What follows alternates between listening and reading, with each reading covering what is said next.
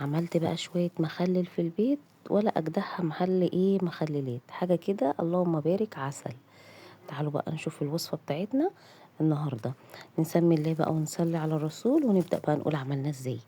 أول حاجة أنا جبت طبعا اللفت بنقعه كده كذا مرة كده في المية وبنضفه طبعا كويس، علشان كل الطينة اللي فيه تنزل منه ويبقى اللفتية معايا كده بيضة كده وما فيهاش أي حاجة من التراب ولا الطينة. وتنقعيه وتغيري عليه المية كذا مرة لحد ما تلاقي المية بتاعته خلاص بقت نظيفة جدا.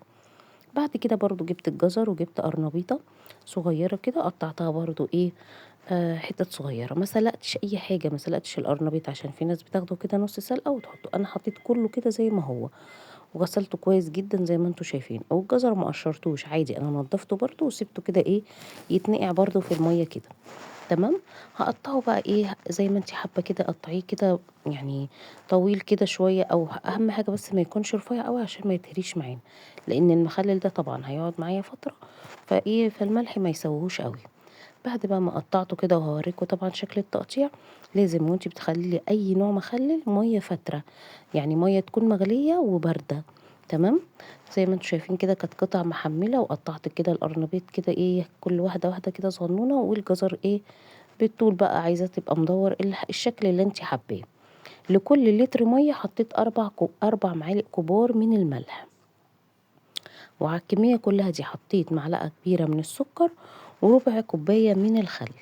تمام.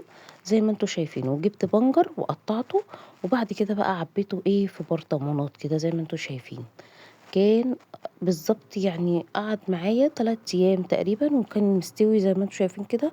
هو اللون الاول كده البنجر بيبقى فاتح، وبعد كده بقى لما اللون بتاع اللفت والبنجر بينزل في الميه بيديكي بقى اللون ده. عايزه اقول لكم طعمه كان مظبوط جدا وتحفه. يلا جربوا بقى الوصفه ديت، وما تنسونيش بالشير واللايك والاشتراك، واستنوني في فيديو جديد. مع السلامه، باي باي.